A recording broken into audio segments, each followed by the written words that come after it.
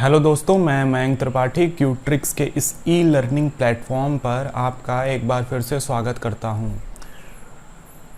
जैसा कि आपको पता होगा कि हम उत्तराखंड के भूगोल के अंतर्गत कई टॉपिक्स पूरे कर चुके हैं और उसी क्रम में हमने लास्ट वीडियो लेक्चर में उत्तराखंड की नदियों से संबंधित जो प्रश्न पूछे जाने हैं परीक्षाओं में उनको देखना शुरू किया है। लास्ट वीडियो में हमने उत्तराखंड के अपवाह तंत्र को एक जनरल पर्सपेक्टिव में समझने की कोशिश की। उससे हमने 3 बातें जो निकाली वो पहले मैं बता देता हूँ। कल हमने देखा था कि हमारे उत्तराखंड में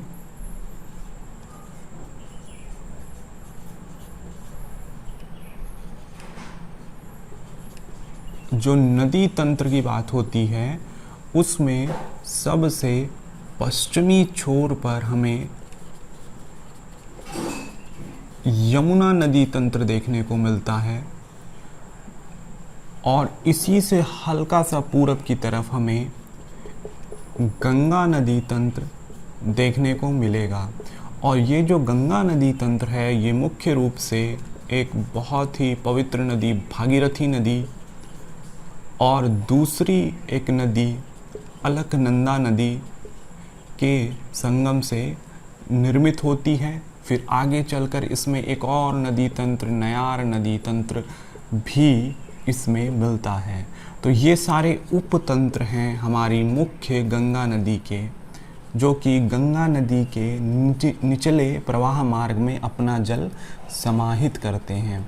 तो इसको हम अब यहाँ पर इसी वीडियो में हम इसको देखेंगे अगले कुछ मिनटों में। तीसरी जो नदी है जो कि सबसे पूर्वी हिस्से में उत्तराखंड के प्रवाहित होती है, जिसको हम काली नदी कहते हैं। काली नदी उत्तराखंड की सबसे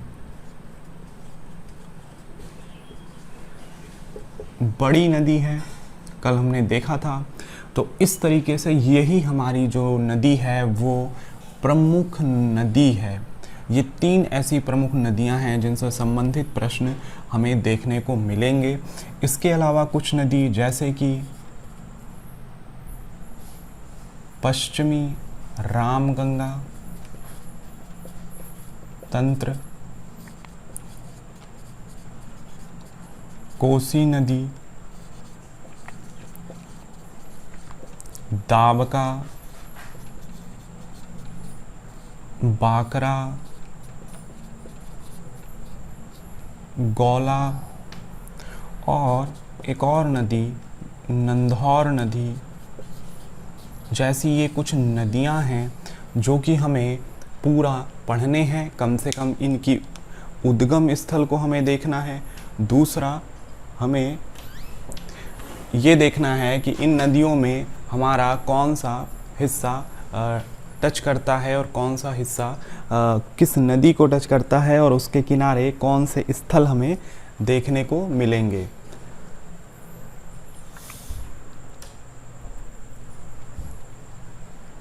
तो अब इस टॉपिक में हम देखेंगे।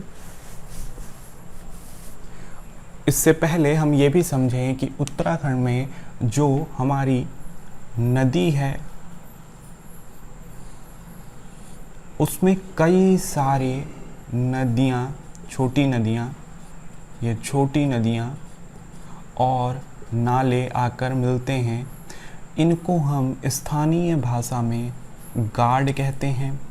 तो ये जो स्थानीय नदियाँ हैं ये उतनी ज़्यादा महत्वपूर्ण नहीं हैं। इनमें से कुछ नदियाँ हैं जिनका अपना धार्मिक ऐतिहासिक महत्व है और ये नदियाँ जो मुख्य नदी में आके जुड़ती हैं वहाँ कुछ महत्वपूर्ण स्थल हैं, उनको हम एक एक करके देखेंगे। तो इस तरीके से ये हमारा आज का शेड्यूल होगा और इसमें हम ये सारी चीज़ें जितनी होंगी वो कवर करने की कोशिश करेंगे। तो अब हम चलते हैं, क्योंकि अब हम नदियों को इंडिविजुअली एक एक करके पढ़ने की कोशिश करेंगे।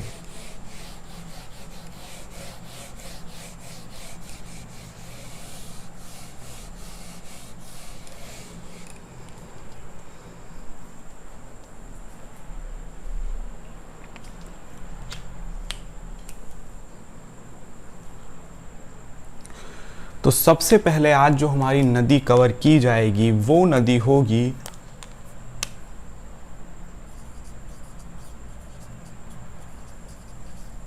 यमुना नदी तंत्र।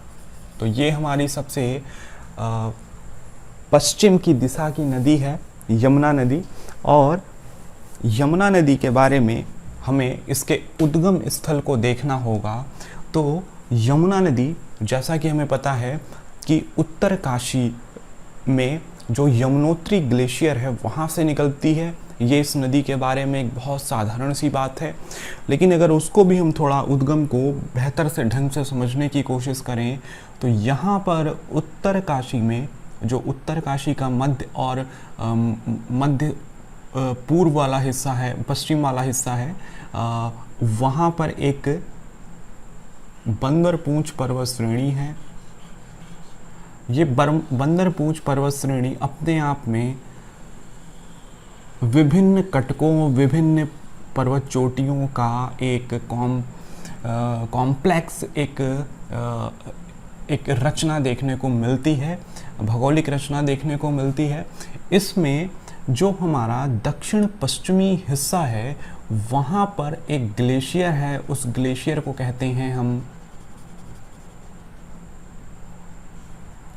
यमुनोत्री ग्लेशियर। तो ये हमारा जो हिस्सा है इसको हम यमुनोत्री ग्लेशियर कहते हैं। और इसी यमुनोत्री ग्लेशियर से हमारी नदी यमुना नदी निकलती है और वो नदी अपने प्रवाह मार्ग में दक्षिणी दिशा की तरफ आगे बढ़ती है। जब ये आगे बढ़ती है तो यहाँ पर कुछ ऐसे स्थल पड़ते हैं जो प्रश्न के रूप में पूछे जा सकते हैं कि किस नदी के किनारे हैं। तो यमुना नदी के किनारे पड़ने वाला ये स्थल है जानकी चट्टी का। इसी तरीके से थोड़ा और आगे हम बढ़ेंगे तो यहाँ पर एक प्रमुख स्थल आता है जिसको हम खरसाली कहेंगे। इसी खरसाली के पास एक नदी आती है जिसको हम कहते हैं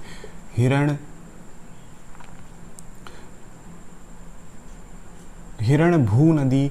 ये हिरणभू नदी ही यमुना की एक सहायक नदी है जो यमुना में आकर मिलती है। खरसाली के पास थोड़ा सा जब हम आगे चलेंगे तो इस यमुना के प्रवाह मार्ग में बहुत सारी छोटी छोटी नदियाँ, नाले आकर मिलेंगे। उसमें सबसे प्रमुख नदी है हनुमान गंगा की। ये हनुमान गंगा की जो नदी है वो हमें खरसाली के ही पास एक जगह है हनुमान चट्टी, वहाँ पर देखने को मिलती है। ये एक जगह है हनुमान चट्टी, वहाँ हमें देखने को मिलेगी। तो ये जो हनुमान चट्टी है ये यमुनोत्री मार्ग पर जो पड़ती है वो हनुमान चट्टी है।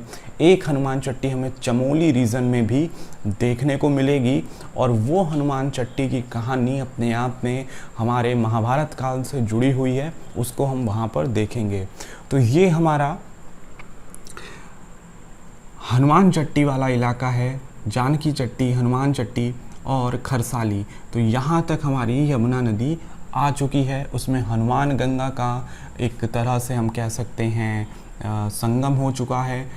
इसी रीजन में उत्तरकाशी में अब यमुना आगे की तरफ जब चलती है तो बहुत सारी छोटी बड़ी नदियाँ इसमें आकर मिलती हैं। वो बहुत ज़्यादा महत्वपूर्ण नहीं है, हमें उनका सिर्फ नाम याद करना है। उसमें एक नदी है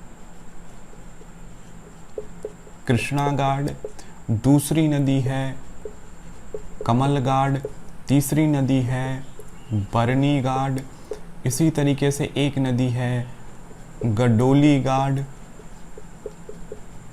तो ये कुछ ऐसी नदियां हैं जो हमारे यमुना के रीजन में आकर, यमुना नदी के प्रवाह मार्ग में आकर मिलती हैं। इनका नाम हमें याद रखना था और वही नाम लिखे जा चुके हैं। अब हम आगे बढ़ेंगे और ये देखेंगे कि हमारी जो यमुना नदी थी वो उत्तरकाशी के अधिकांश रीजन्स को पार करते हुए जब आगे बढ़ती है तो वो एक नए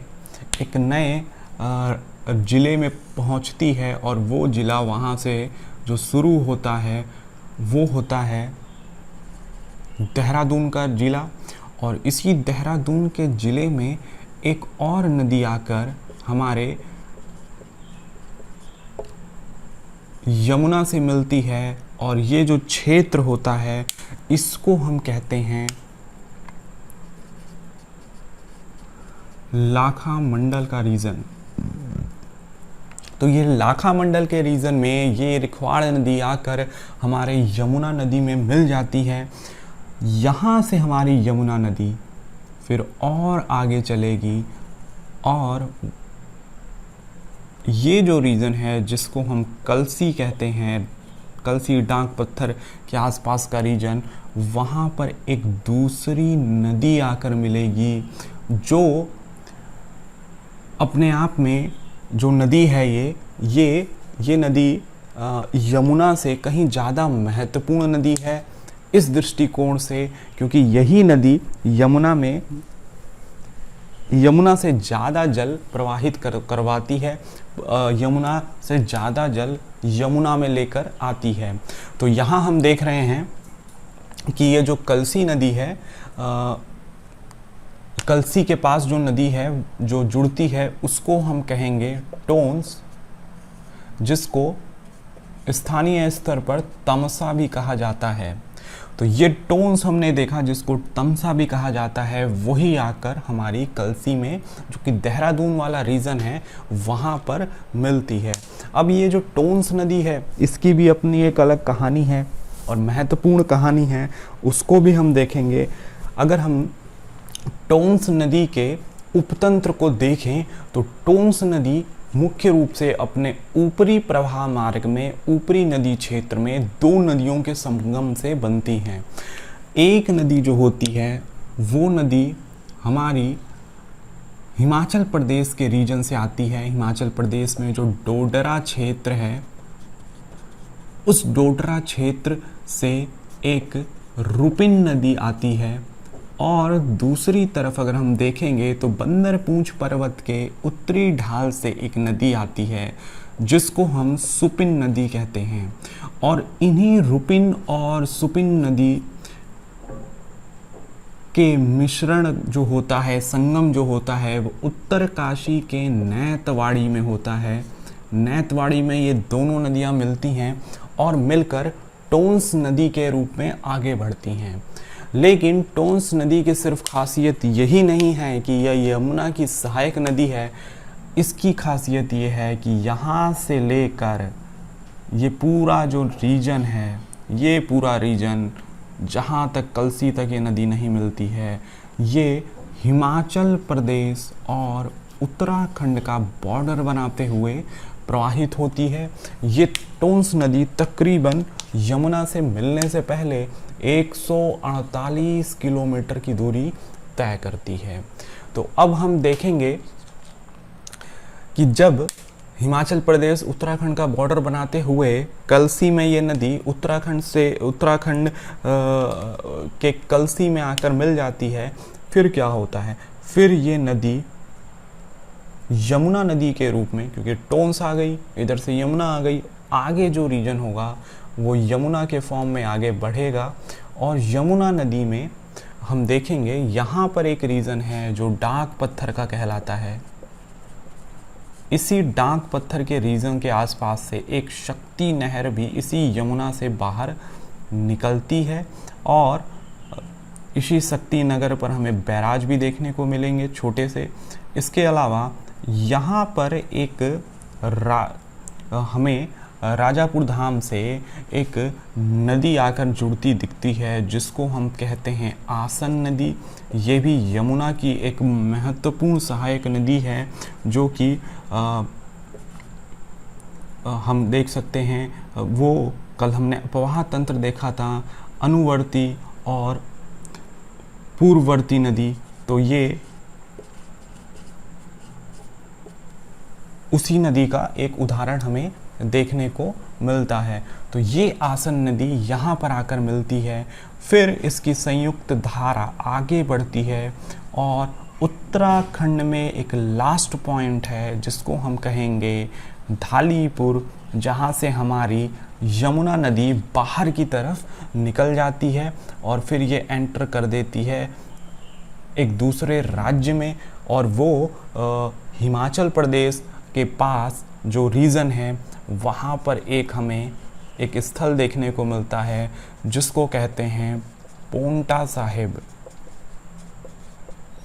तो ये पड़ता तो हिमाचल प्रदेश के सिरमौर ज़िले के अंतर्गत ही है, लेकिन ये हमारे देहरादून के एकदम बॉर्डर पर है, इस वजह से इसको हमने यहाँ पर देखा। तो कुल मिलाकर यमुना नदी से संबंधित जितना भी हिस्सा था वो अधिकांश कवर करा गया है, और इसी तरीके से प्रश्न के रूप में ये चीज़ें पूछी जाती हैं, उनको हमें देखना होता है। यहाँ पर हम ये देखें कि ये बंदरपूंछ वाला जो पर्वत श्रेणी थी, यही रीजन जो है वो कालिंदी रीजन कहलाता है, कालिंदी क्षेत्र कहलाता है, और इसी वजह से यमुना को हम यहाँ पर कालिंदी नदी भी कहते हैं।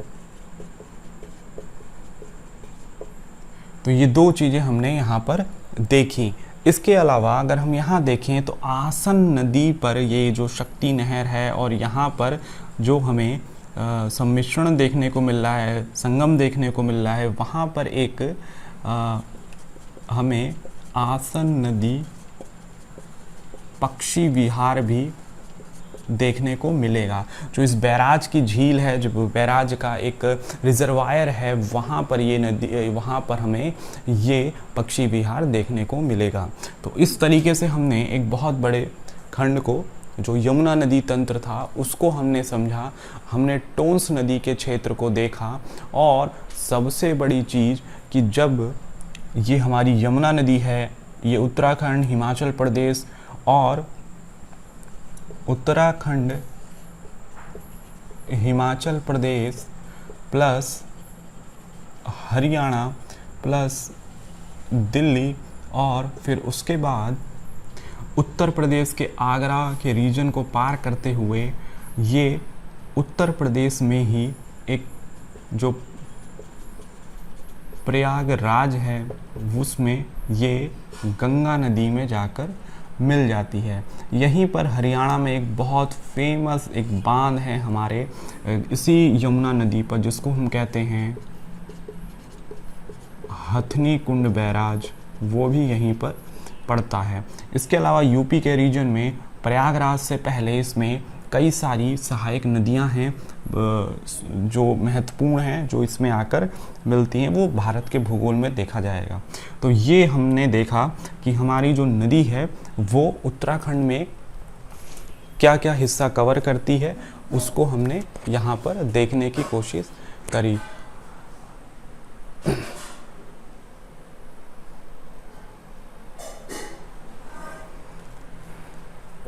एक ये चीज़ है कि उत्तराखंड में यमुना नदी की जो कुल लंबाई है वो 136 किलोमीटर है, जो कि हमने पिछले लेक्चर में भी देखा था। तो ये हमने यहाँ पर यमुना नदी तंत्र को कवर करा। अब हम अगले नदी तंत्र भागीरथी और अलकनंदा नदी तंत्र, जो कि गंगा की सहायक, गंगा के उपतंत्र हैं, उनको देखेंगे, जिससे कि हमारी जो महत्वपूर्ण नदी है गंगा, उसका निर्माण होता है। तो अब चलते हैं हम अपनी अगली नदी तंत्र की तरफ।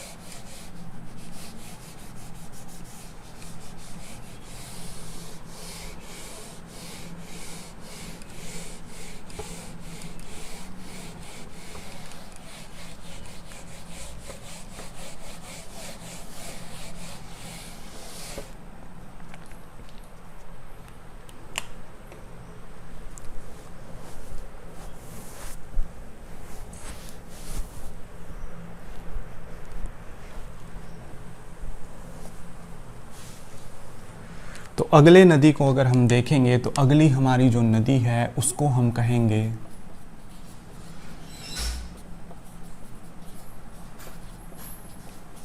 भागीरथी नदी तंत्र।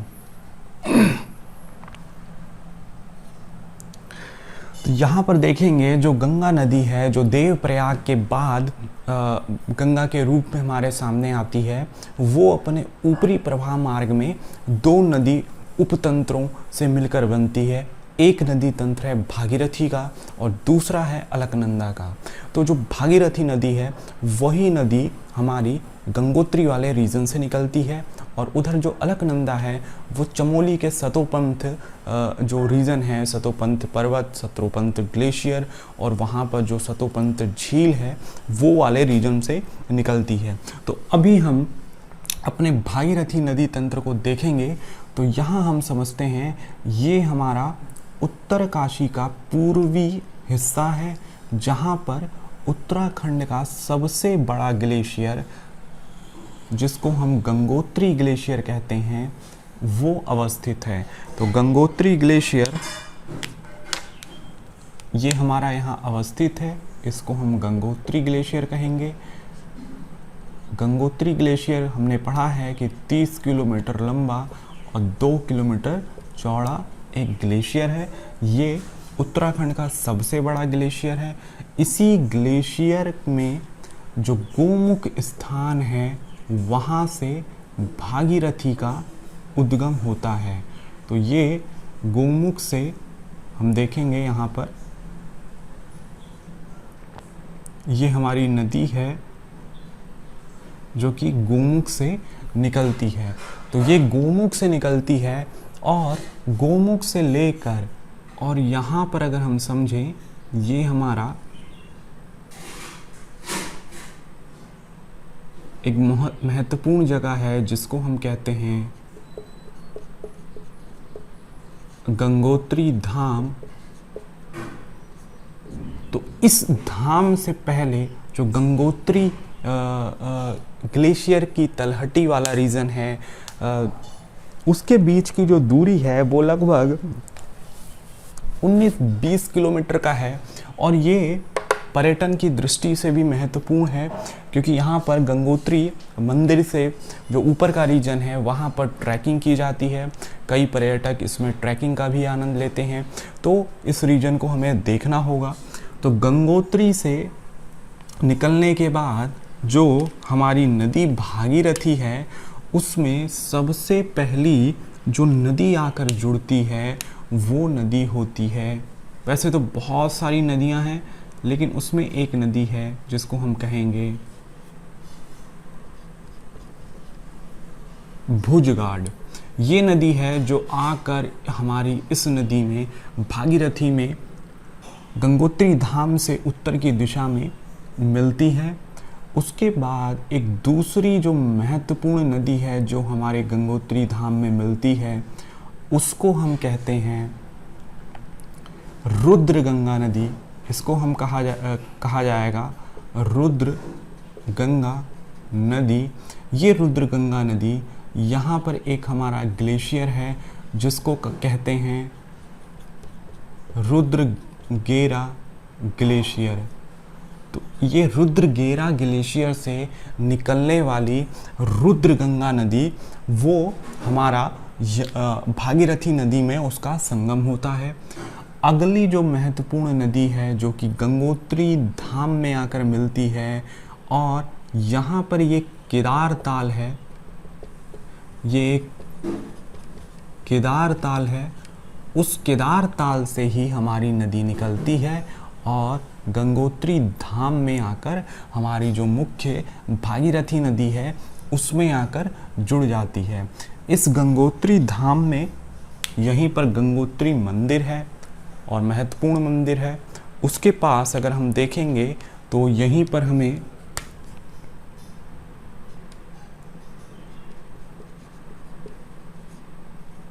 भागीरथी शिला, जहाँ पर भगीरथ ने तपस्या करी थी और गंगा को धरती पर उतारा था, वो शिला यही शिला है जिस पर बैठकर उन्होंने तपस्या की थी। तो ये हमने केदार ताल से निकलने वाली जो हमारी नदी है केदार गंगा, उसको हमने देखा। ये हमारी केदार गंगा नदी है जो कि केदारताल से निकलती है और गंगोत्री धाम में जाकर मिल जाती है। अब हम थोड़ा आगे चलेंगे, ये हमारा केदारताल है। अब हम जब आगे चलेंगे तो ये जो रीजन आएगा यहाँ पर, ये एक बहुत महत्वपूर्ण रीजन है। इस रीजन को हम कहेंगे, ये हमारा भैरव घाटी वाला रीजन है। भैरव घाटी में एक नदी है जो कि थांगला दर्रे से निकलती है, जिसको जाड गंगा या जाह्नवी कहते हैं। वो आकर यहाँ पर हमारी भागीरथी नदी से मिल जाती है। तो जाड गंगा या जाह्नवी नदी जो है वो भागीरथी से जिस पॉइंट पर मिलती है वो भैरव घाटी का रीजन है, और इसको हम कहते हैं, इसको लंका कहा जाता है। यहाँ पर एक जो स्थल है उसको लंका कहा जाता है। तो लंका में जाड गंगा यानी कि जाह्नवी नदी हमारी मुख्य भागीरथी नदी से मिलती है। फिर यहाँ से नदी एक बहुत फेमस रीजन में, जिसको हम कहते हैं हर्षिल वाला जो रीजन है, वहाँ पर एंटर करती है। हर्षिल क्षेत्र में एंटर करती है। बहुत प्राकृतिक दृष्टि से बहुत महत्वपूर्ण रीजन है, पर्यटन की दृष्टि से महत्वपूर्ण रीजन है। तो इस रीजन के बाद हमारी हर्षिल नदी में एक दूसरी नदी आकर मिलती है, और उस नदी को हम कहते हैं, हमारी जो नदी यहाँ पर मिलती है उसको हम कहते हैं सियांग गंगा। ये सियांग गंगा आकर हमारी इस प्रमुख भागीरथी में मिलती है, और ये इसके साथ जो ये जिस स्थल पर मिलती है सियांग गंगा, उसको झाला कहा जाता है। तो झाला में सियांग गंगा का संगम होता है भागीरथी से। यहाँ से ये नदी अब एक अधिक व्यास के रूप में, अधिक मोटाई में, क्योंकि ये संकरीय क्षेत्र में प्रवाहित हो रही थी, अब इसका जो व्यास है वो बढ़ता है, और नदी अब फैलाव के साथ आगे बढ़ती है। और यहीं पर एक नदी परियोजना है जिसको हम कहते हैं महत्वपूर्ण नदी परियोजना है। इसको कहा जाता है मनेरी भाली परियोजना। तो ये मनेरी भाली परियोजना का फेज़ 1 है जो यहाँ पड़ता है, और ये हमें समझना होगा। अगली जो नदी हमारी इस भागीरथी में मिलती है, उस नदी का नाम है, यहाँ से हम देख सकते हैं, उस नदी का नाम है असीम गंगा या अस्सी गंगा। ये आकर हमारा उत्तरकाशी जो शहर है उसके पास हमारी गंगा में आकर मिलती है, और जहाँ मिलती है इसको हम कहते हैं गंगरानी। तो गंगरानी वाले क्षेत्र में असीम गंगा हमारी भागीरथी नदी में मिल जाती है। तो यहाँ तक का रीज़न हमने कवर करा। अब इसी रीज़न के पास हमें एक और परियोजना देखने को मिलती है, और उस परियोजना को हम कहते हैं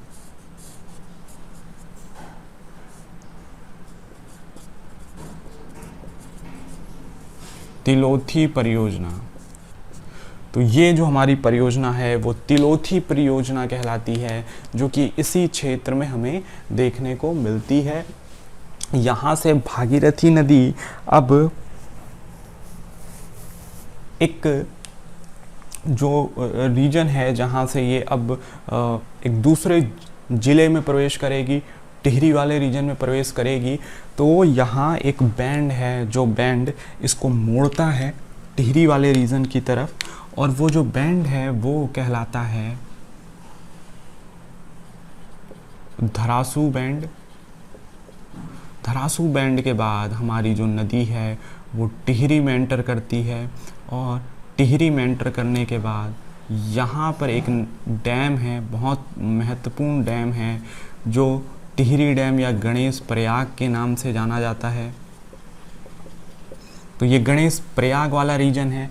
इसमें एक नदी आती है, उस नदी को हमें ध्यान रखना है, जो कि नदी खतलिंग ग्लेशियर, टिहरी गढ़वाल के खतलिंग ग्लेशियर से निकलती है। टिहरी गढ़वाल के खतलिंग ग्लेशियर से निकलती है और इसको हम कहते हैं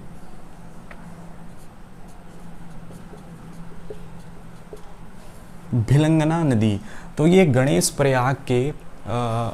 प्रयाग में भिलंगना नदी जो कि खतलिंग ग्लेशियर से निकलती है, उसका अपना एक संगम होता है और वो यहीं पर मिलती है। अब इसकी जो ये भिलंगना नदी है उसका भी अपना एक नदी तंत्र है, उसको हम देखेंगे। यहाँ पर हमें ये समझना है कि इस नदी की एक महत्वपूर्ण सहायक नदी है मेदगंगा, जो कि यहाँ मिलती है। इसको हम देखेंगे, यहाँ पर एक नदी है मेदगंगा, वो उसका संगम भिलंगना से होता है। इसके अलावा एक नदी और है जो कि बिल्कुल महत्वपूर्ण है। एक नदी है बालगंगा और दूसरी नदी है धर्मगंगा। तो बालगंगा नदी की बात करेंगे तो ये आती है सहस्त्रताल, टिहरी गढ़वाल, जो हमने ताल के बारे में पढ़ा है, और दूसरा है महासर ताल के पास से हमारी धर्मगंगा नदी आती है, और इन दोनों का सम्मिश्रण यहाँ होता है। और इसके बाद हम देखेंगे कि भिलंगना नदी आगे, तो ये जो बालगंगा नदी है यही आगे बढ़ती है, और धर्मगंगा और बालगंगा के संगम पर एक हमें केदार देखने को मिलता है, जिसको बूढ़ा केदार कहते हैं। ये टिहरी वाले रीजन में है। तो बूढ़ा केदार जो नदी है, बूढ़ा केदार जो स्थल है, वो दो नदियों बालगंगा और धर्मगंगा के संगम पर है। फिर इससे ये नदी आगे बढ़ती है और टिहरी गढ़वाल में एक जगह पड़ती है घनसाली, जहाँ पर बालगंगा नदी इस भिलंगना नदी के साथ जाकर जुड़ जाती है, उसका संगम हो जाता है। तो ये हम खतलिंग ग्लेशियर से निकलने वाली भिलंगना नदी उपतंत्र के बारे में हमने थोड़ा बहुत एक आइडिया लगाया, जिसमें हमने देखा कि बालगंगा और धर्मगंगा ये दो नदियां हैं जो आपस में बूढ़ा केदार वाले रीजन में जुड़ती हैं, और फिर वो नदी बालगंगा नदी के रूप में आगे बढ़ती है। आगे चलकर टिहरी गढ़वाल के घनसाली क्षेत्र के पास ये नदी हमारी भिलंगना नदी से जुड़ जाती है, और वही भिलंगना नदी आगे जाकर भागीरथी नदी के साथ टिहरी, यानी कि पुराना जो टिहरी था, जो गणेश प्रयाग का रीजन था, वहाँ पर टिहरी डैम का निर्माण करती है। तो ये हमने भागीरथी नदी तंत्र के एक महत्वपूर्ण हिस्से को कवर कर लिया। अब छोटा सा हिस्सा यहाँ बचता है, क्योंकि अब इनकी जो संयुक्त धारा है टिहरी डैम से, वो आगे बढ़ती है, और यहाँ पर एक महत्वपूर्ण स्थल है जिसको हम कहते हैं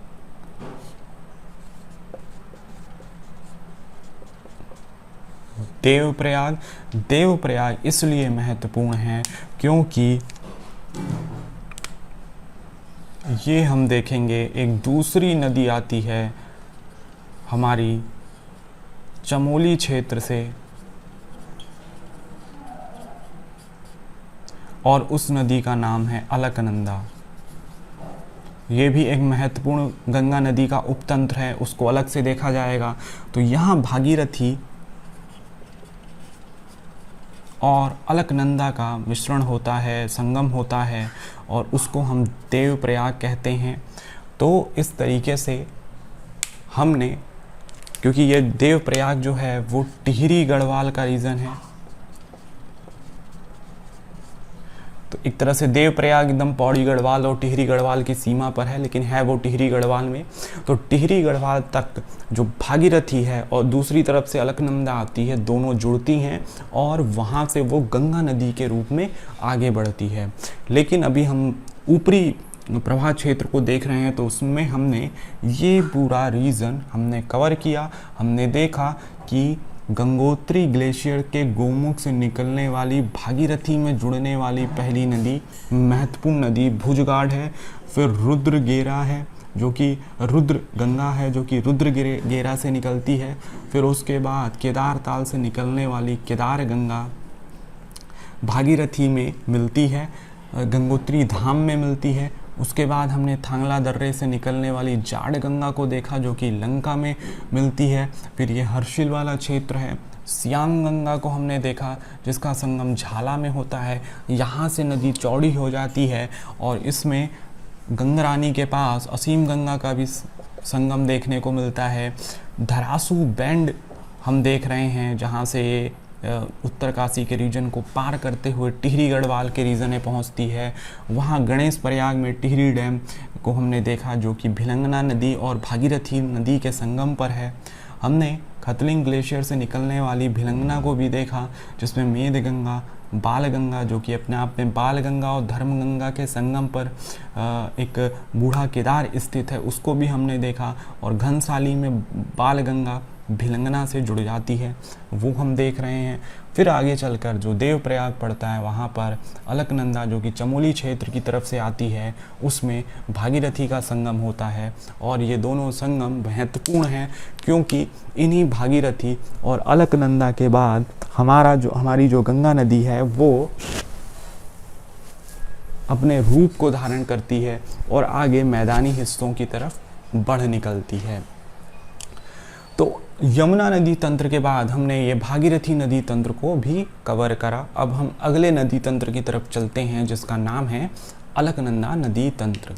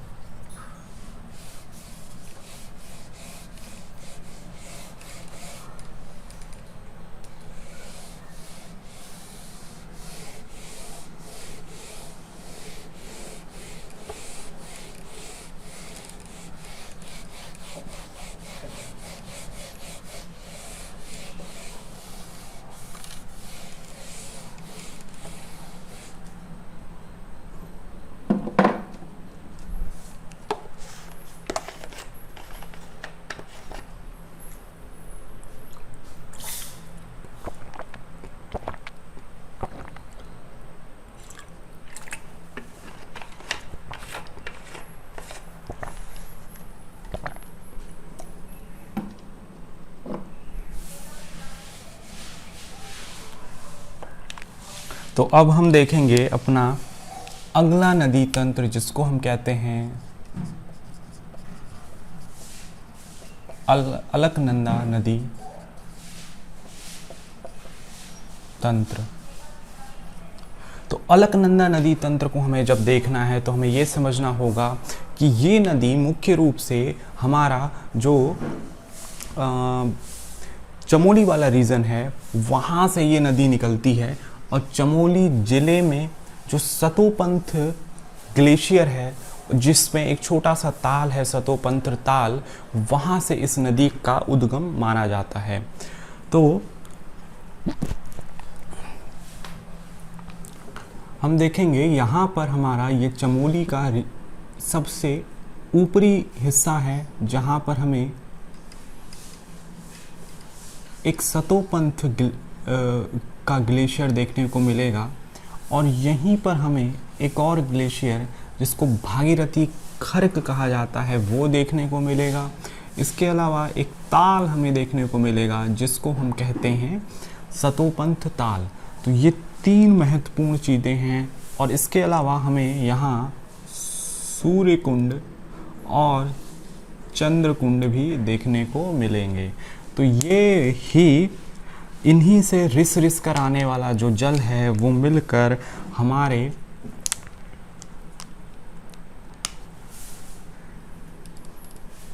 अलकनंदा नदी के तंत्र को निर्मित करता है। तो सतोपंथ ग्लेशियर ये हो जाएगा, भागीरथी खर्क ये हो जाएगा, सतोपंथ ताल ये दोनों हमारे कुंड हो गए। तो ये पूरा उसका जो नदी है उस नदी को अपना रूप देने वाला कुछ एक तंत्र है जिसको हमें देखना है। तो ये सतोपंथ ग्लेशियर, भागीरथी खर्क और सतोपंथ ताल को हमने देख लिया। अब हमें ये समझना है कि इन्हीं रचनाओं से होकर हमें हमारी अलकनंदा नदी मिलती है। तो अलकनंदा नदी जो है वो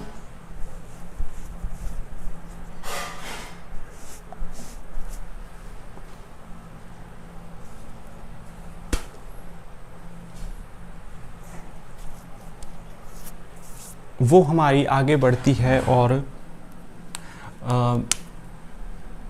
इस पूरे रीजन से अलग अलग शाखाओं से ये बनते हुए ये नदी हमारी मुख्य शाखा के रूप में आगे की तरफ निकलती है।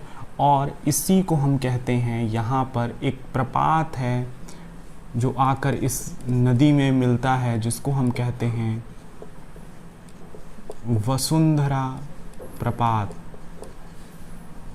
तो ये वसुंधरा प्रपात है जो कि सबसे पहले हमारे अलकनंदा नदी में आकर मिलती है। तो ये वसुंधरा प्रपात हो गया जो कि हमारे अलकनंदा नदी में आकर मिलेगा। इसके बाद जब ये नदी चमोली के और निचले हिस्सों में पहुंचती है तो यहाँ पर एक बेहद महत्वपूर्ण एक जगह है जहाँ पर जिसको हम कहते हैं केशव प्रयाग, जो कि सभी प्रयागों में सबसे ऊंचाई पर है। हम यहाँ पंच प्रयाग की बात नहीं कर रहे हैं, उसमें तो विष्णु प्रयाग होगा, लेकिन सारे प्रयागों को अगर हम देखें तो उसमें केशव प्रयाग का ये हिस्सा है जो कि चमोली रीजन में पड़ेगा। और यहाँ पर कामेट पर्वत जो हमने पढ़ा था चमोली में, उस कामेट पर्वत में जो रत्ता कोना जगह है, उस रत्ता कोना में एक देवताल है। इसी देवताल से हमारा ये एक नदी आती है जिसको सरस्वती नदी कहते हैं। तो सरस्वती नदी हमने यहाँ पर देख रहे हैं जो कि देवताल के रत्ता कोना से निकलती है और इस नदी का संगम होता है केशव प्रयाग में। तो यहाँ तक हमने देखा कि अलकनंदा जो कि सतोपंथ ग्लेशियर से निकलती है और अपने आप में एक महत्वपूर्ण नदी तंत्र है। और इस सतोपंथ रीजन से निकलने के बाद एक मुख्य धारा के रूप में ये नदी आगे बढ़ती है और उसमें वसुंधरा प्रपात मिलता है। आगे चलकर केशव प्रयाग में सरस्वती नदी मिलती है। अब ये जो नदी है ये और आगे की तरफ बढ़ती है, माड़ा वाले रीजन में आगे बढ़ती है। यहाँ पर हमें कई सारी गुफाएं देखने को मिलती हैं। इन गुफाओं के नाम हमें पता होने चाहिए। एक व्यास गुफा है, एक गणेश गुफा है, एक इसके अलावा मचकुंड गुफा है जो इसी रीजन में मिलेगी। अब हम जब आगे बढ़ेंगे तो ये हमारा जो रीजन होगा वो इसको हम कहते हैं, ये वाला जो रीजन होगा वो बद्रीनाथ के आसपास का रीजन होगा।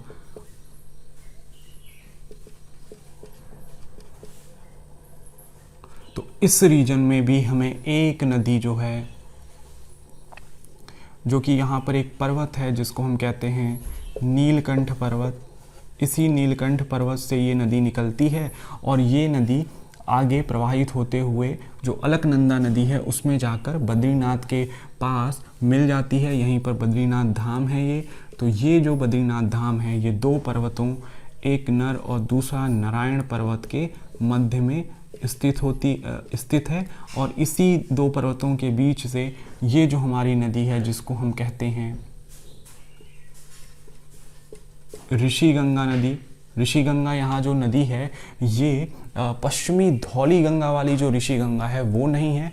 ये ऋषिगंगा वो है जो कि हमारा बद्रीनाथ वाले क्षेत्र में आकर अलकनंदा नदी में मिलती है। तो यहाँ पर हमने देखा बद्रीनाथ धाम तक हमारी नदी आ चुकी है और उसमें नीलकंठ पर्वत से निकलने वाली ऋषि गंगा का संगम हो चुका है। अब हमारी नदी बद्रीनाथ से नीचे की तरफ आगे बढ़ेगी और अब कई तरह के यहाँ पर हमें अन्य नदियाँ जुड़ती हुई दिखेंगी। इसी में एक नदी है जो कि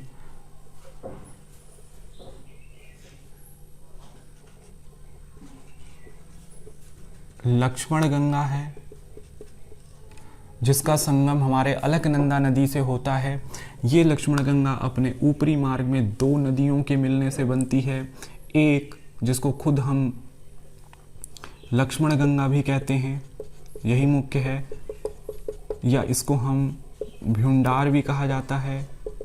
और दूसरी जो नदी है जो कि इस रीजन में हमें देखने को मिलती है, वो नदी जो इस वाले हिस्से में मिलती है वो फूलों की घाटी वाले रीजन से आती है, जिसको हम पुष्पावती नदी कहते हैं। तो ये नदी जो है वो हेमकुंड से आती है और ये नदी जो है वो फूलों की घाटी वाले रीजन से आती है। दोनों का संगम होता है और वही नदी आगे चलकर हमारे अलकनंदा नदी में जुड़ जाती है। तो इस तरीके से हमने सबसे पहली चीज़ वसुंधरा प्रपात, दूसरा हमने सरस्वती नदी, तीसरा हमने ऋषिगंगा नदी और चौथा हमने लक्ष्मण गंगा नदी को देख लिया कि वो किस तरीके से अलकनंदा वाले रीजन में प्रवाहित होती है और उससे जुड़ती है। अब हम यहाँ से देखेंगे कई तरह के हमें प्रयाग देखने को मिलेंगे और वो देखा जाएगा कि उसमें कौन कौन सी नदी हमें मिल रही हैं। तो इस वाले रीजन से जब नीचे अलकनंदा नदी चलती है तो उसमें सबसे पहले एक अन्य प्रमुख नदी है जो कि यहाँ पर एक प्रयाग है जिसको कहते हैं विष्णु प्रयाग। उसमें आकर हमारी अलकनंदा नदी से जुड़ती है और ये नदी है हमारी पश्चिमी धौली गंगा। तो ये पश्चिमी धौली गंगा के नाम से जानी जाती है। तो पश्चिमी धौली गंगा जो नदी है इसका संगम होता है विष्णु प्रयाग में अलकनंदा नदी से। तो ये अलकनंदा नदी से विष्णु प्रयाग में पश्चिमी धौली गंगा का संगम देखने को मिलता है। पश्चिमी धौली गंगा भी एक महत्वपूर्ण नदी है। इसका अपना एक नदी तंत्र है जिसमें एक नदी हम देखेंगे ऋषि गंगा, दूसरी नदी हमें दिखलाई देगी दूध गंगा। तो इस तरह की कुछ नदियां हैं जो कि पश्चिमी धौली गंगा पर दिखती है। ये जो ऋषि गंगा है यही अभी जो चमोली में हादसा हुआ था इस वर्ष, इसी नदी पर एक प्रोजेक्ट था ऋषि गंगा हाइड्रो प्रोजेक्ट, वो ख़राब हो गया। इसी ऋषि गंगा घाटी में वो दिखता है। तो पश्चिमी धौली गंगा पर जो तपोवन प्रोजेक्ट था वो भी हमारा समाप्त होते हुए दिखा था। तो ये दो नदियाँ भी अलकनंदा की ही सहायक नदी है, अलकनंदा पर जाकर मिलती हैं। तो ये हमने देखा कि ऋषि गंगा, दूध गंगा ये पश्चिमी धौली गंगा की सहायक नदी है और विष्णु प्रयाग में जुड़ती है। अब हम यहाँ देखेंगे तो यहाँ हमें कुछ अन्य नदियाँ भी जुड़ती हुई दिखेंगी जिनका हमें सिर्फ नाम देखना है। एक हो गया जैसे बिरही गंगा और उसके नीचे हम देखेंगे गरुण गंगा। इसके अलावा हम देख लेंगे यहाँ पर हमें पाताल गंगा जैसी नदियाँ देखने को मिलेंगी। तो ये बहुत सारी नदियाँ हैं जो विष्णु प्रयाग से नीचे अलकनंदा में जुड़ती दिखती हैं। तो इस तरीके से हमने 4 पॉइंट करे थे। ये 5वीं नदी पश्चिमी धौली गंगा, 6ठी नदी 7वीं नदी और ये कुछ 8 नदियाँ हमने देख ली जो अलकनंदा से जुड़ती हैं। अब हम नीचे चलेंगे और फिर एक हमें प्रयाग देखना है जिसको हम कहेंगे ये हमारा प्रयाग है। एक विष्णु प्रयाग हो गया, ये हमारा केशव प्रयाग हो गया जो कि पंच प्रयाग में शामिल नहीं है। और फिर यहाँ पर हमें नंद्र प्रयाग देखने को मिलेगा जो कि एक नदी है नंदाकिनी उसी नदी के संगम पर है, जो कि नंद घुघटी पर्वत चोटी से होकर गुजरती है। तो ये हम देख रहे हैं कि नंद प्रयाग में नंदाकिनी, जो कि नंद घुघटी रीजन से होकर निकलती है, उसका संगम हमें देखने को मिल रहा है। तो ये पंच प्रयागों में जो पहला प्रयाग था विष्णु प्रयाग, जो कि हमें चमोली रीजन में दिखता है, उसी तरीके से ये दूसरा प्रयाग है, ये भी हमें चमोली रीजन में ही दिखलाई देगा। तो यहाँ तक हम पहुँचे हैं। अब हम अगर बात करें तो यहाँ से जब हमारी नदी आगे बढ़ेगी तो यहाँ पर एक और नदी का संगम होगा, जिसको हम कहते हैं पिंडर नदी। पिंडर नदी जो है वो पिंडारी ग्लेशियर से निकलती है, और जिस स्थान पर इस नदी का संगम अलकनंदा से होता है, वहाँ पर एक और प्रयाग देखने को मिलता है, और वो प्रयाग है कर्णप्रयाग। तो ये हमें कर्णप्रयाग रीजन दिखलाई देता है। कर्णप्रयाग में नदी जो मिलती है वो पिंडर नदी है, जो आकर हमारी अलकनंदा नदी से मिल जाती हैं और एक और प्रयाग बनाती है, जो प्रयाग भी चमोली में ही है, और उस प्रयाग का नाम है कर्णप्रयाग। तो ये भी हमारा चमोली वाले रीजन में ही पड़ेगा कर्णप्रयाग। तो ये हमने देख लिया। अब यहाँ से जो हमारी नदी है वो एक दूसरे प्रयाग की तरफ बढ़ती है, जो कि रुद्रप्रयाग रीजन में है, और इसको भी हम रुद्रप्रयाग ही कहते हैं। ये जो संगम होता है उसको भी हम रुद्रप्रयाग कहते हैं। तो रुद्रप्रयाग जो है वो जिस जगह पर है, ये हमारा रुद्रप्रयाग ज़िला है, वहीं पर है। तो ये हमारा चौथा प्रयाग हो गया, उसी क्रम में हमने याद करे हैं। और ये जो चौथा प्रयाग है रुद्रप्रयाग, इसमें जो नदी मिलती है वो नदी कहलाती है, अगर हम देखेंगे तो वो जो नदी होगी, वैसे तो ये नदी इसके दाहिनी तरफ से जुड़ती है, लेकिन यहाँ हम इसको एक दूसरे एंगल से देख रहे हैं, मंदाकिनी कहा जाता है। तो ये मंदाकिनी नदी है जो कि इससे जुड़ती है, और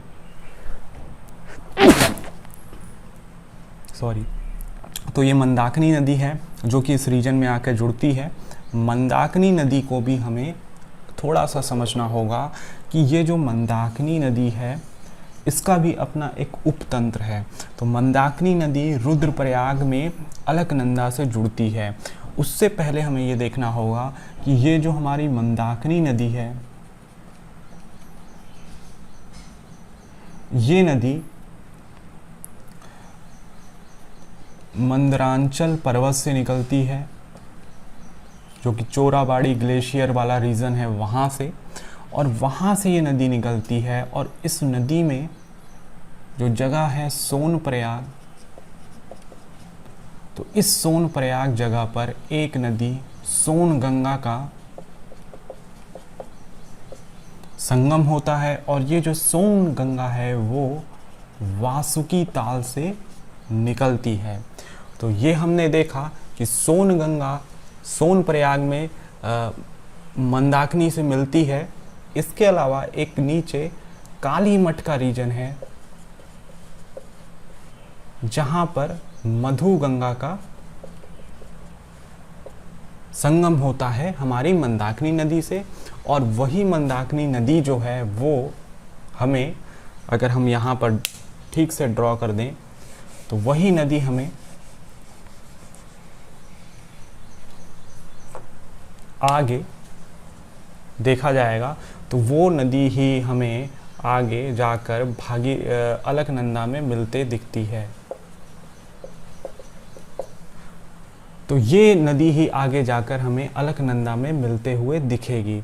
तो यही हमने यहाँ पर देखा। इसको हम अगर शॉर्ट में बनाना चाहें, अगर हम बहुत, क्योंकि बोर्ड पर जगह कम है, अगर हम इसको शॉर्ट में बनाना चाहें तो रुद्रप्रयाग में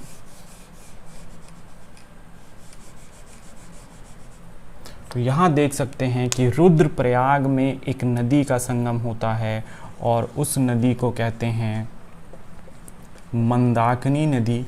और मंदाकिनी नदी में ही हमारा यहाँ पर सोनप्रयाग पड़ता है, यहाँ काली मठ पड़ता है। सोनप्रयाग में सोन गंगा का संगम होता है, काली मठ में मधु गंगा का संगम होता है और वो आगे रुद्रप्रयाग में जुड़ जाता है। तो इस तरीके से हमने चमोली में 3 प्रयाग देख लिए, एक, दूसरा नंद प्रयाग और तीसरा हमने देखा है जो हमारा पिंडारी ग्लेशियर से निकलने वाली पिंडर नदी है, वो कर्ण प्रयाग पर मिलती है। तो ये 3 जो प्रयाग हैं वो हमारे चमोली में है, चौथा प्रयाग हमारा रुद्रप्रयाग में है।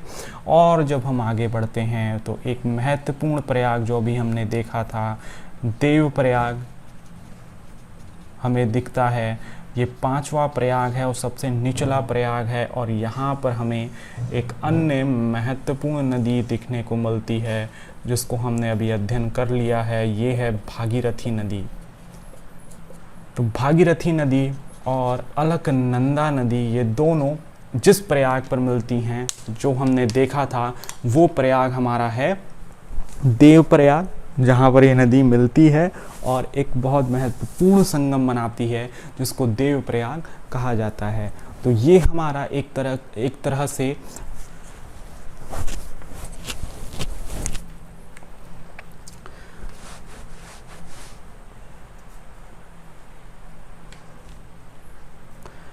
हमारा एक अलकनंदा नदी का जो पूरा तंत्र है वो कंप्लीट होता है। और इसको अगर हम सम अप करें ठीक से तो ये हमें समझना होगा कि ये जो हमारी नदी है, ये नदी मुख्य रूप से सतोपंथ जो जगह है, सतोपंथ, वहाँ से ये नदी निकलती है और आगे बढ़ती है। सतोपंथ अपने आप में वहाँ पर एक ताल है जहाँ से इस नदी को मुख्य रूप से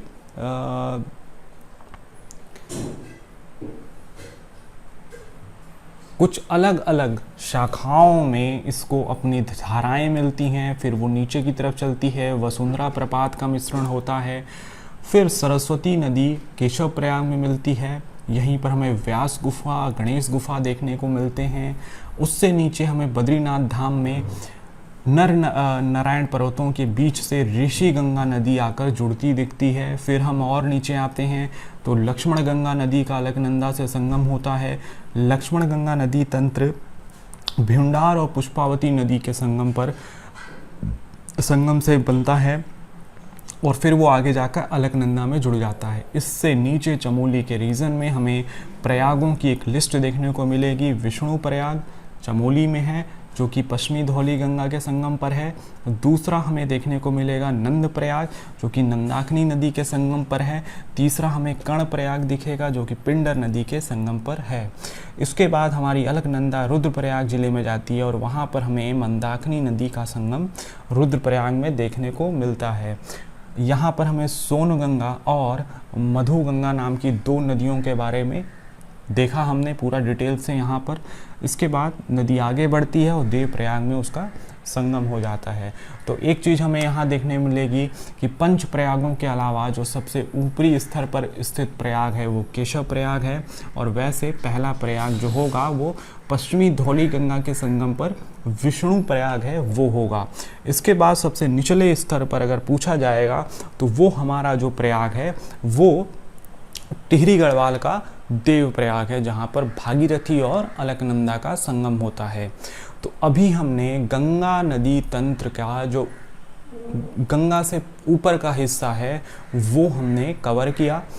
अब हम देखेंगे कि देवप्रयाग से आगे और हरिद्वार के बीच में हमारी नदी किस रूप में आगे बढ़ती है।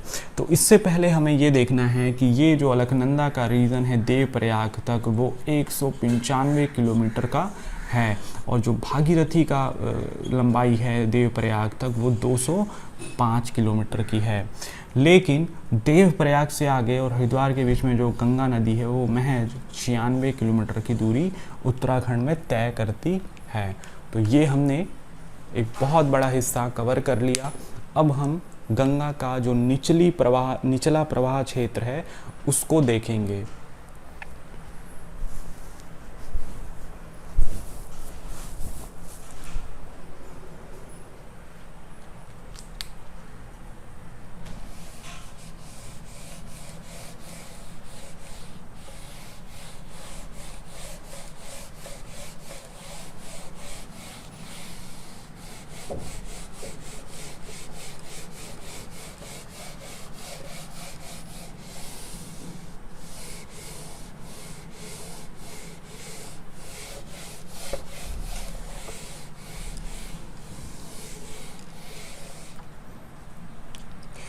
तो देखें, अब हम गंगा नदी के प्रवाह मार्ग को अगर देखेंगे तो यहाँ पर हमें समझना है कि ये हमारा टिहरी गढ़वाल का जो रीजन है जिसको हम कहते हैं देवप्रयाग, इसमें दो नदियाँ, एक भागीरथी और दूसरी अलकनंदा किस तरीके से आकर मिलती हैं वो हमने देख लिया। ये हमारा टिहरी गढ़वाल का रीजन था। अब यहाँ से हमारी जो नदी है वो गंगा नदी के रूप में आगे बढ़ती है और पौड़ी गढ़वाल के रीजन में पहुँचती है। तो पौड़ी गढ़वाल के रीजन में जब नदी पहुँचती है तो यहाँ पर एक जगह है व्यास घाट। इस व्यास घाट में एक नदी आकर जुड़ती है जिसको हम नयार नदी कहते हैं। ये नयार नदी अपने प्रवाह मार्ग में दो नदियों की संयुक्त धारा के रूप में जानी जाती है। यहाँ पर एक हमारी दूधातोली पर्वत श्रेणी है जिसके बारे में हमने पढ़ा है।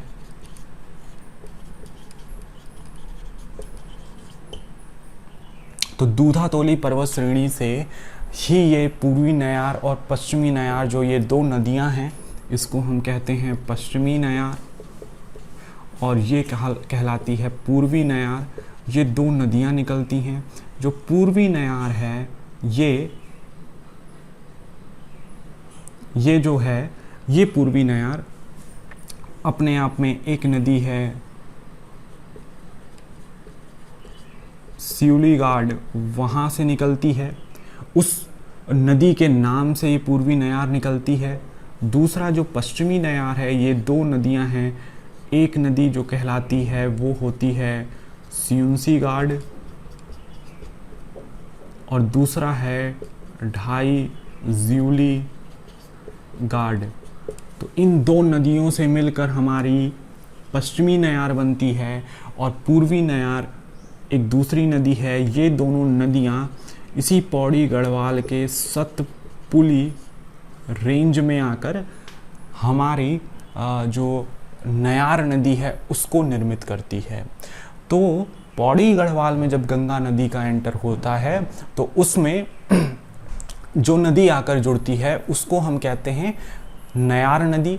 वो नयार नदी अपने ऊपरी क्षेत्र में सतपुली के पास जो जगह पड़ती है वहाँ पर वो दो नदियों से जुड़ती है, एक पश्चिमी नयार, पूर्वी नयार, जो कि दूधातोली पर्वत श्रेणी से निकलती है, और पश्चिमी नयार जो है वो ढाईजुली गार्ड और सियुंसी गार्ड के सम्मिश्रण से बनती है, और जो पूर्वी नयार है वो सियूली गार्ड नाम की नदी से निर्मित होती है। तो यहाँ तक हमने ये पूरा कवर किया। अब जो हमारी नदी है वो पौड़ी गढ़वाल के रीजन को पार कर, ये हमारा टिहरी गढ़वाल का रीजन था देवप्रयाग तक, और उसके बाद पौड़ी गढ़वाल में नयार नदी आकर जुड़ती है। अब इससे आगे हम देखेंगे तो हमारी जो नदी है वो आगे बढ़ती है और देहरादून का जो रीजन है ये यहाँ पर हमारा देहरादून का रीजन है, और यहीं पर हमारा ऋषिकेश है, और ऋषिकेश में एक नदी आती है जिसको हम कहते हैं चंद्रभागा नदी। तो इस चंद्रभागा नदी का ऋषिकेश में गंगा नदी के साथ सम्मिश्रण होता है, संगम होता है, और फिर हमारी नदी आगे की तरफ बढ़ती है और आगे हमें यहाँ पर एक नदी और आके मिलती है जिसको हम कहते हैं सोंग नदी। ये रायवाला का क्षेत्र होगा जहाँ पर ये हमारी गंगा नदी से जुड़ेगी। तो सोंग नदी का जब हम उपतंत्र देखेंगे तो वो भी उपतंत्र बहुत महत्वपूर्ण उपतंत्र है जिसको हमें समझना है। सोंग नदी गंगा की ऐसी सहायक नदी है जो कि पूर्ववर्ती प्रवाह को फॉलो करती है और उसको हमें यहाँ देखना है कि इसकी कुछ सहायक नदियाँ देहरादून के रीजन में दिखेंगी। एक नदी जो है वो सिसवा कहलाती है, दूसरी नदी जो कहलाती है वो वाल्दी कहलाती है।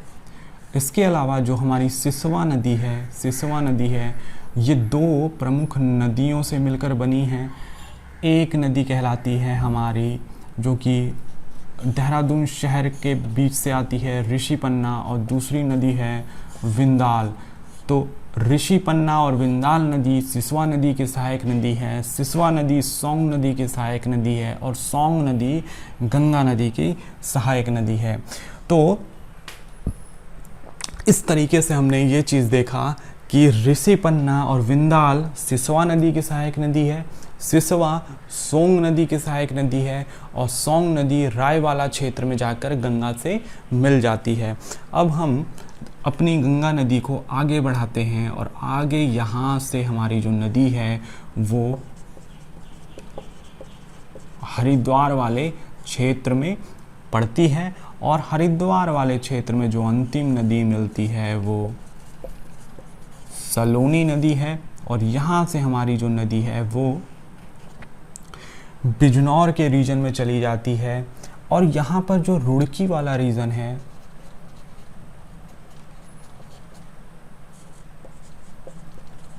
इस रीजन में हमें ऊपरी गंगा नहर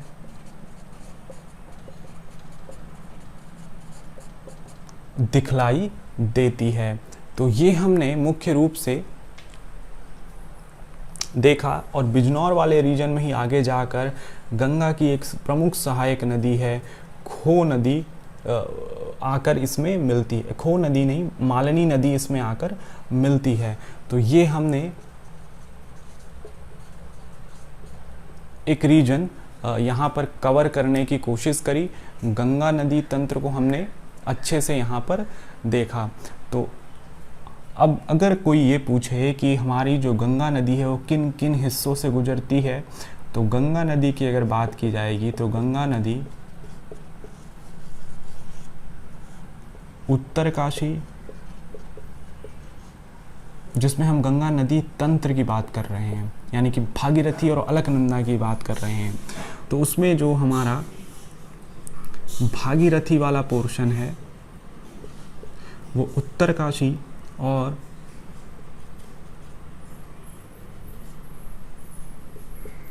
टिहरी वाले रीजन में एक बहुत बड़े हिस्से को कवर करेगा। दूसरा जो अलकनंदा है वो चमोली, रुद्रप्रयाग और टिहरी वाले रीजन को कवर करेगा और ये दोनों हिस्से जुड़ेंगे हमारे देवप्रयाग में। और यहाँ से हमारी नदी पौड़ी, देहरादून और हरिद्वार को पार करते हुए मैदानी हिस्सों में पहुंच जाएगी। तो ये हमने एक शॉर्ट नोट यहाँ बना लिया जिसको हमें याद करना पड़ेगा और तब जाकर हमारा नदियों का जो पूरा तंत्र है वो अच्छे से तैयार हो जाएगा। तो आज के हमने इस सेशन में